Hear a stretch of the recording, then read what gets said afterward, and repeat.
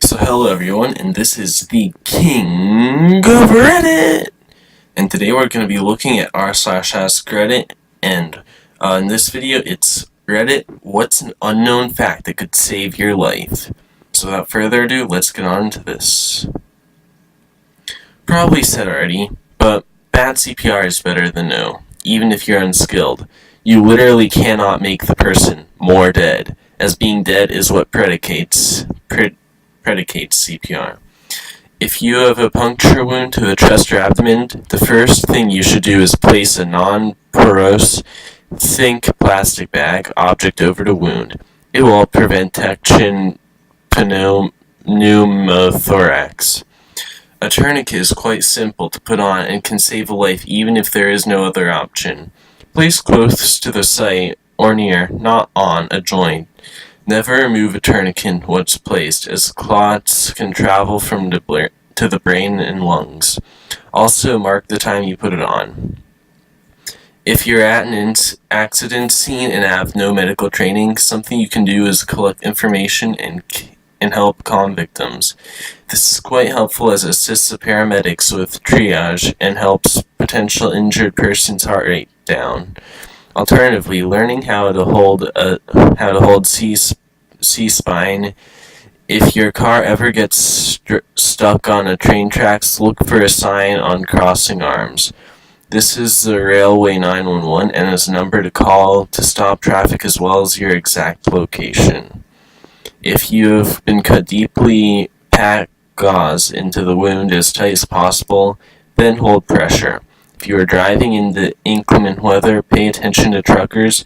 They are often warned ahead of time of wrecks and things due to their radios. Also, never drive in the rain without headlights. Okay, I feel like this is a very informative thing. Yeah, basic medical stuff, basic first aid, that can be really helpful, and it can literally save people's lives. So I think that everyone should have some basic form of first aid training, even if it's not much, just something. Know how to do CPR, know how to help a wound, know how to apply a tourniquet. Just basic things, which I believe everyone should know. And there are some things in this that I do not know how to pronounce, like pneumothorax. I'm no medical person, and I don't know what that means. So if you know, please comment below, because I kind of want to figure it out, but then again, I don't feel like taking the time to Google it. So let's move on to the next story. Rescuing a drowning person can be just as dangerous as drowning. That drowning person is completely panicked and has one goal: get air down their pipe, and a desperate drownee will do anything to obtain it. That includes climbing on top of a perfectly able swimmer and submerging them into water to get their own heads above water. Know your limits. If you're a poor swimmer, the water conditions aren't favorable, strong currents, rough waves, murky water, don't attempt rescue. Immediately contact emergency services and throw something that floats at the drowning person. If you feel confident to perform rescue and the water conditions are favorable to your abilities, make sure you take something that floats with you so you can immediately hand it to the drowning person before they latch onto you. If they attempt to make a grab at you, immediately kick away. Feet should be pointed towards the victim, and thrust a flotation aid at them. If they still attempt to grab you, keep kicking away until they calm down or even pass out. Better only one person to rescue than two. Edit. Thanks to all the lifeguards and rescue drivers that shared their tips and tricks. I'm seeing quite a few comments saying don't be afraid to punch them in the nose, or I got told to try to whack them and knock them out. To those I say, no, no, no. Please do not try to punch, kick, or attempt to knock out a drowning person. You're trying to rescue someone in the water. You're trying to rescue someone in the water, someone who is flailing around and panicking. How are you able to get a good punch in, especially in the water? Great. Not only are you trying to rescue a drowning person, you now need to rescue an unconscious person. Good luck getting back from that. Just why? And probably the biggest one of all, you are trying to get away from a drowning person. You don't want them near you in case they grab you and pull you under. If you're close enough to hit them, you are close enough for them to get you, grab you, and pull you under. If you are close enough to hit them, okay, I read that.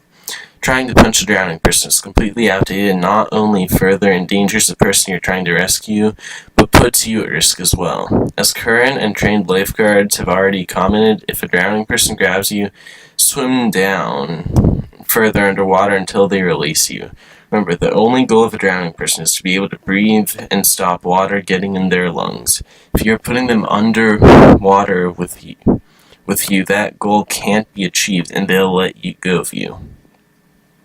So yeah, this subconscious trying the will for survival, the attempt of people subconsciously to survive at all costs, that definitely plays big into drowning, and I believe everyone should know this. Another one of those basic first aid things that I talked about last time, if you're near water or even a pool, just know some basic water stuff like rescue and know how to swim. Don't swim in water deeper than you can stay in unless you have help nearby, or not help, but like a lifeguard or someone watching over you.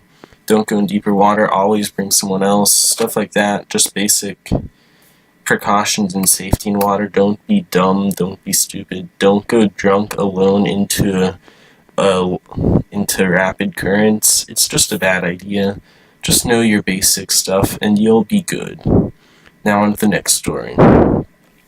If you smell a fish smell in your house, some people also report a urine-like smell, for no reason, 9 times out of 10, it means there's an electric fire. Okay, this is a reply to this.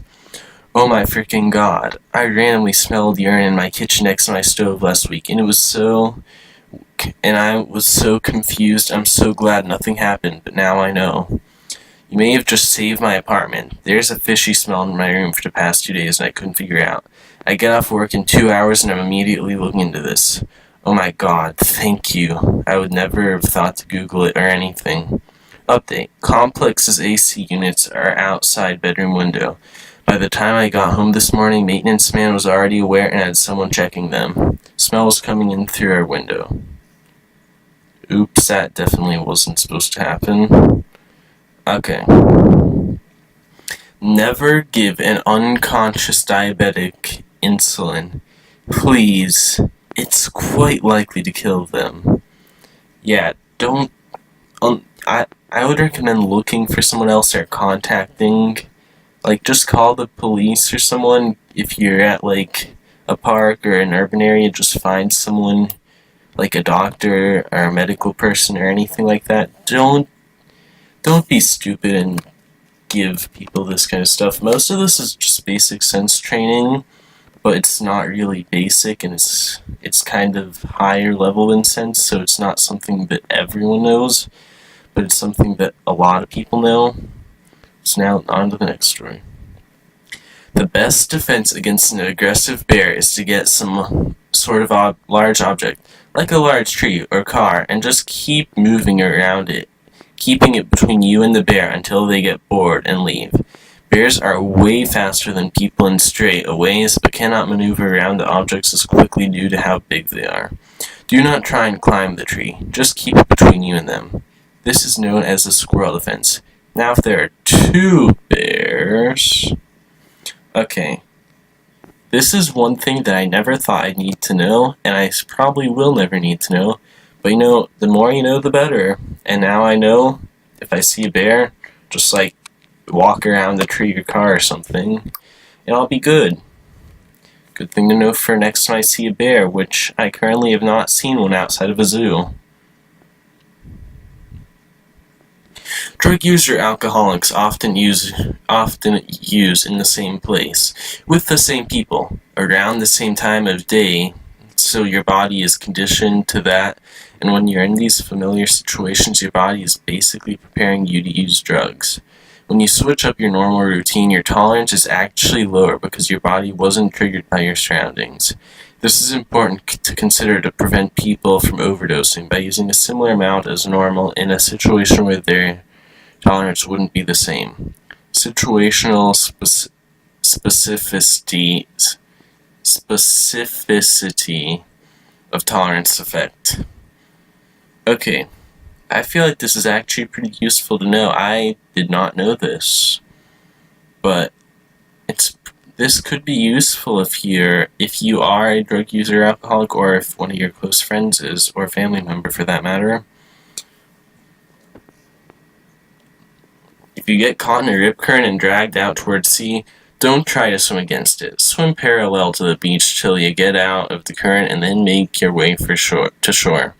Or better yet, if you see one narrow section of the water that's unusually still, as in there's a visible break in the middle of a wave, don't swim in it. And the reason is that this is how you identify the rip current in the first place. Another one of those things which I feel like if you're swimming in the ocean, you should know this. This is some basic information, and if you don't know it, then I personally don't believe that you should be swimming without careful supervision.